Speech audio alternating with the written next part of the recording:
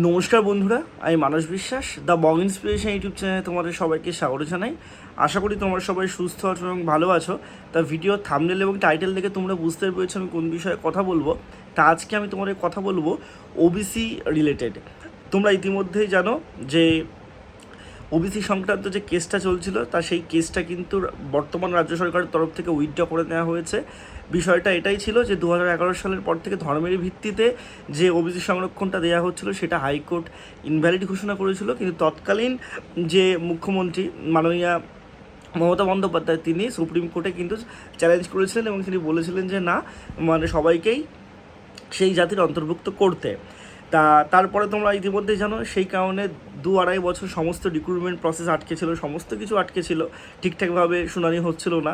এবং এই সরকার আসার পর থেকে প্রথম পদক্ষেপটাই তারা কিন্তু ওই কেসটা উইথড্র করে নেয়। তা এখন কিন্তু মানে অ্যাকচুয়ালি ওবিসি এ এবং ওবিসি বি বলে কিন্তু কিচ্ছু নেই, ঠিক আছে। তা আজকে যে ক্যাবিনেটে তোমরা সবাই জানো আজকে ডিএ নিয়ে আলোচনা হওয়ার কথা ছিল, আজকে অন্যান্য অনেক বিষয় নিয়ে আলোচনা হওয়ার কথা ছিল, কিন্তু দুর্ভাগ্যবশত ডিএ নিয়ে আলোচনা হয়নি। তাছাড়া অন্যান্য সব জিনিস নিয়ে আলোচনা হয়েছে এবং ওবিসিদের যে 66 জনজাতি গোষ্ঠী তা সেটার কিন্তু মান্যতা মন্ত্রিসভা দিয়েছে, ঠিক আছে।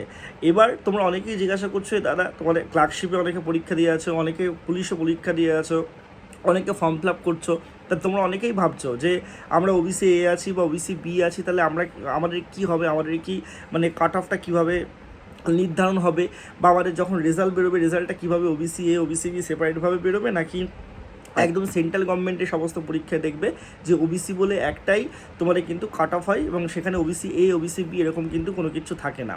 তা দেখো তোমার কাট অফটা কীরকমভাবে হবে, কীরকমভাবে মান্যতা দেবে সেটা এখনও পর্যন্ত সংশ্লিষ্ট যে রিক্রুটমেন্ট অথরিটি বা বডি আছে তারা যদি কোনো নোটিশ না দেয় ততক্ষণে পর্যন্ত বোঝা যাবে না। আমি মুখের মানে এইভাবে বলতে পারবো না, কিন্তু যেইটুকু মানে মনে হচ্ছে যে তোমাদের কিন্তু সেন্ট্রাল মানে লেভেলেই যেরকমভাবে ওবিসিদের মানে কাট অফটা হয় সেরকমভাবে কাট অফটা তোমাদের হতে পারে, সব কিছু রিভাইজ হয়তো হতে পারে, ঠিক আছে। তোমরা অনেকেই আমাকে জিজ্ঞাসা করছো কারণ তোমরা অনেকেই পরীক্ষা দিয়েছো police constable, Kolkata police constable, then তোমাদের পশ্চিমবঙ্গ পুলিশ কনস্টেবল, তারপর ক্লার্কশিপের পরীক্ষা দিয়ে আছো, মিস সিনিয়ার্সের মেন দিয়ে আছো, তোমরা অনেকেই অনেক পরীক্ষা দিয়ে আছো, তোমরা জিজ্ঞাসা করছো এবং এই চিন্তার করার কারণটা একদম স্বাভাবিক একটা বিষয়। কিন্তু এইটুকু বলবো তোমরা ওয়েট করো, সংশ্লিষ্ট অথরিটি অর্থাৎ ডব্লিউপিএসসি ডব্লিউবি পিআরবি সবাই কিন্তু সব কিছু বলে দেবে তোমাদের যদি কোনো কাস্ট রিলেটেড কোনো কিছু হয়, ঠিক আছে।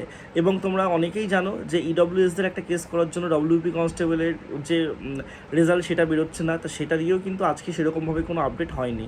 সবাই সুস্থ থেকো, ভালো থেকো, ধন্যবাদ। তোমরা আমার চ্যানেলটার সাথে যুক্ত থেকো, তোমাদের কিন্তু ইন ডিটেলসে আমি সব অথেন্টিক আপডেট তোমাদের দেবো। কিন্তু এইটুকুই বলি যে 66 জনজাতি গোষ্ঠী ওবিসিদের তাদের কিন্তু মান্যতা আজকের ক্যাবিনেট দিয়েছে, তাই এটা একটা ভালো দিক। তোমাদের এইটুকু আমি বলবো, সবাই সুস্থ থেকো, ভালো থেকো এবং চ্যানেলটাকে সাবস্ক্রাইব করে রেখো। ধন্যবাদ।